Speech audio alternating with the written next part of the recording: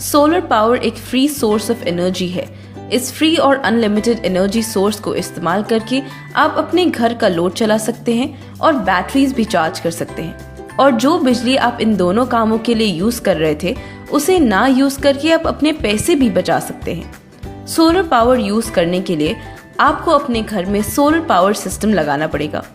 Solar power system 3 types के होते हैं: डीसी सिस्टम, ऑन ग्रिड और ऑफ ग्रिड सोलर सिस्टम। इस वीडियो में हम डीसी सिस्टम कैसे काम करता है ये समझेंगे।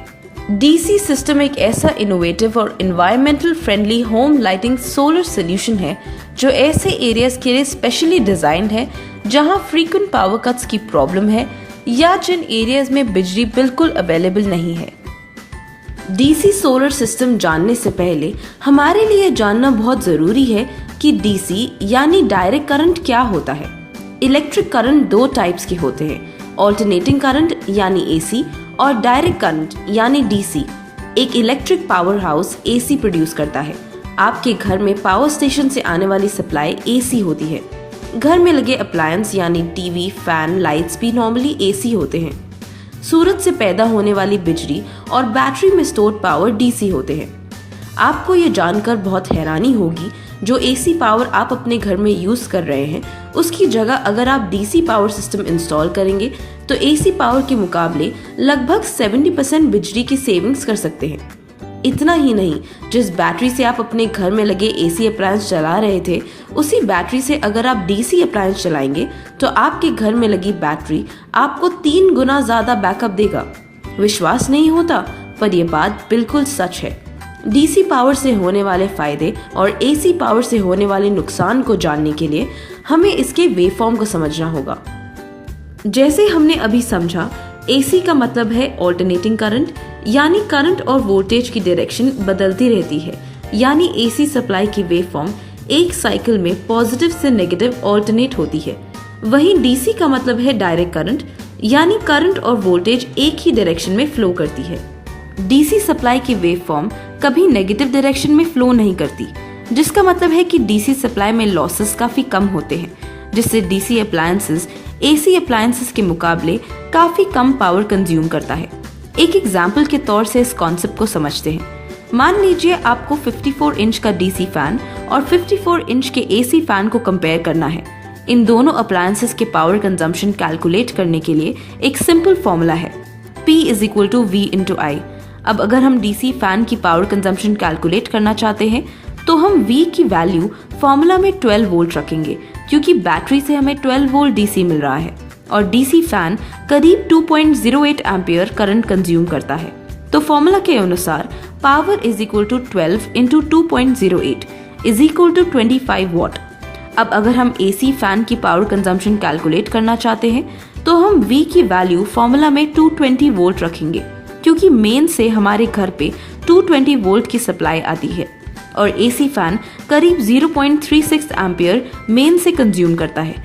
तो फॉर्मूला के अनुसार पावर = 220 × 0.36 = 80 वॉट।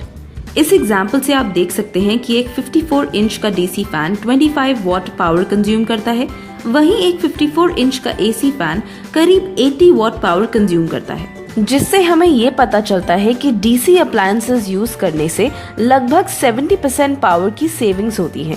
और क्योंकि कम पावर कंजम्पशन हो रहा है तो जाहिर है कि आपका बैकअप टाइम भी बढ़ जाएगा। 70% कम पावर कंजम्पशन की वजह से हमें बैटरी से 3 गुना ज्यादा बैकअप मिलता है, जिससे आप अनुमान लगा सकते हैं कि आपके मंथली इलेक्ट्रिसिटी बिल पे कितना फर्क आएगा। अब हम डीसी सप्लाई से डीसी अप्लायंसेस रन करने से होने वाले एक और फायदे को समझेंगे। मान लीजिए आपके घर में एक नॉर्मल इन्वर्टर है जो कि मेन से आने वाले एसी सप्लाई को डीसी में कन्वर्ट करके बैटरीज को चार्ज करता है और उसके बाद बैटरी में स्टोर्ड डीसी सप्लाई को फिर एसी में कन्वर्ट करके लोड रन करता है। इस एसी टू डीसी और डीसी टू एसी कन्वर्जन में कुछ एनर्जी लॉस हो जाता है, क्योंकि जब भी एक एनर्जी फॉर्म दूसरे एनर्जी फॉर्म में कन्वर्ट किया जाता है तो हीट या स्विचिंग लॉसेस के फॉर्म में कुछ एनर्जी लॉस हो जाते हैं, जिससे आपके इन्वर्टर से connected load extra power consume करता है। लेकिन एक डीसी सिस्टम में ये लॉसेस नहीं होते, क्योंकि इस सिस्टम में किसी भी फॉर्म का एनर्जी कन्वर्जन यानी AC टू DC या DC टू AC नहीं होता।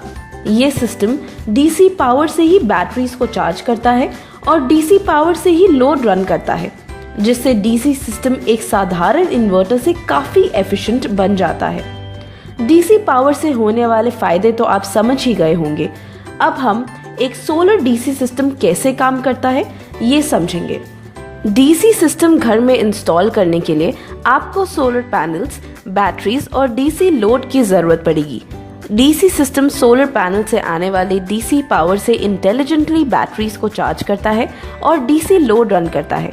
ये DC सिस्टम 800 VA 12 वोल्ट में अवेलेबल है।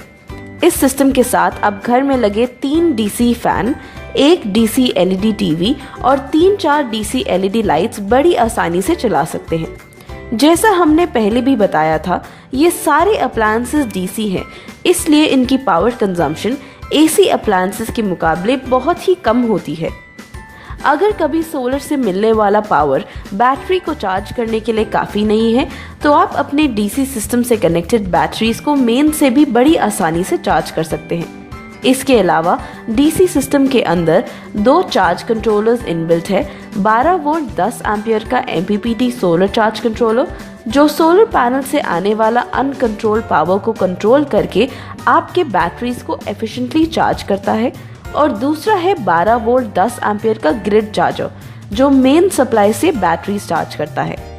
लेकिन मेंस की कनेक्टिविटी सिस्टम के साथ तभी होती है जब सिस्टम से कनेक्टेड बैटरी और सोलर पैनल से आने वाला करंट एक प्रीसेट लिमिट से नीचे चली जाए। इस फीचर की वजह से मेन सप्लाई मिनिमम यूटिलाइज होती है और मैक्सिमम सेविंग्स होते हैं। इस कॉन्सेप्ट को थोड़े डिटेल में समझते हैं। मान लीजिए आपने DC सिस्टम के साथ 12 वोल्ट 120 AH की बैटरी और 120 वॉट के सोलर पैनल्स कनेक्ट किए हुए हैं। इस 12 वोल्ट बैटरी की बूस्ट वोल्टेज 14.4 वोल्ट है, यानी कि 14.4 वोल्ट पे बैटरी फुल्ली चार्ज हो जाती है। 120 AH की बैटरी को चार्ज होने के लिए करीब 10 एम्पियर करंट की जरूरत पड़ेगी। DC सिस्टम बैटरी को चार्ज करने के लिए पूरे 10 एम्पियर सोलर से लेता है, लेकिन अगर सोलर से मिलने वाला करंट 4 एम्पियर या उससे नीचे चली जाए और बैटरी की वोल्टेज 12.5 वोल्ट से नीचे डिस्चार्ज हो जाए, तो DC सिस्टम में मेंस की कनेक्टिविटी हो जाएगी और बैटरीज मेन से चार्ज होगी, और जैसे ही सोलर पावर फिर अवेलेबल हो जाएगी तो DC सिस्टम बैटरीज को सोलर से चार्ज करेगी। अब हम DC सिस्टम के फ्रंट पैनल को समझेंगे। DC सिस्टम के फ्रंट पैनल पे एक LCD डिस्प्ले और उसके नीचे 3 LED इंडिकेशन लाइट्स प्रोवाइडेड हैं। LCD डिस्प्ले पे आप सिस्टम के अलग अलग पैरामीटर्स जैसे कि rupees savings, battery voltage, solar voltage और current, solar charge controller on और ऑफ, ग्रिड चार्जर ऑन और ऑफ, MPPT इक्वलाइजेशन ऑन जैसे मैसेजेस देख सकते हैं। इसके अलावा LCD डिस्प्ले के नीचे दी गई LED इंडिकेशन लाइट्स अलग अलग कंडीशंस में ग्लो होती है। पहला इंडिकेशन है जब मेंस से बैटरी चार्ज हो रही है, तो mains charging on LED green colour में ग्लो करेगा, और उसके बाद जब बैटरी सोलर से चार्ज हो रही है तो solar charging on LED green colour में ब्लिंक करेगी, और जब बैटरी सोलर से फुल्ली चार्ज हो जाए तो solar on LED continuously glow करेगी। जब सिस्टम से कनेक्टेड बैटरी डिस्चार्ज होकर लो कंडीशन में चली जाए तो तीसरा LED रेड कलर में कंटिन्यूसली ग्लो करेगा। इसके अलावा DC सिस्टम में एक मोबाइल चार्जिंग पोर्ट भी प्रोवाइडेड है, जिससे आप USB केबल के थ्रू अपने मोबाइल फोन को सोलर पावर से चार्ज कर सकते हैं। अब हम DC सिस्टम में प्रोवाइडेड कुछ इम्पोर्टेंट प्रोटेक्शन फीचर्स को समझेंगे। DC सिस्टम में प्रोटेक्शन के लिए 2 फ्यूज प्रोवाइडेड है, AC फ्यूज और DC फ्यूज। पहले हम AC फ्यूज को समझेंगे। DC सिस्टम में 6.5 एम्पियर का AC फ्यूज सिस्टम के साइड पैनल पे प्रोवाइडेड है। अगर मेन से आने वाला इनपुट करंट 6.5 एम्पियर से ज़्यादा बढ़ जाए तो AC फ्यूज ब्लो हो जाता है और आपके सिस्टम को प्रोटेक्टेड रखता है। सिस्टम के दूसरे साइड पैनल पे 30 एम्पियर का DC फ्यूज प्रोवाइडेड है। अगर किसी कारण DC सिस्टम के साथ बैटरी के रिवर्स कनेक्शंस हो जाते हैं तो DC फ्यूज ब्लो हो जाएगा और आपके सिस्टम को प्रोटेक्टेड रखेगा।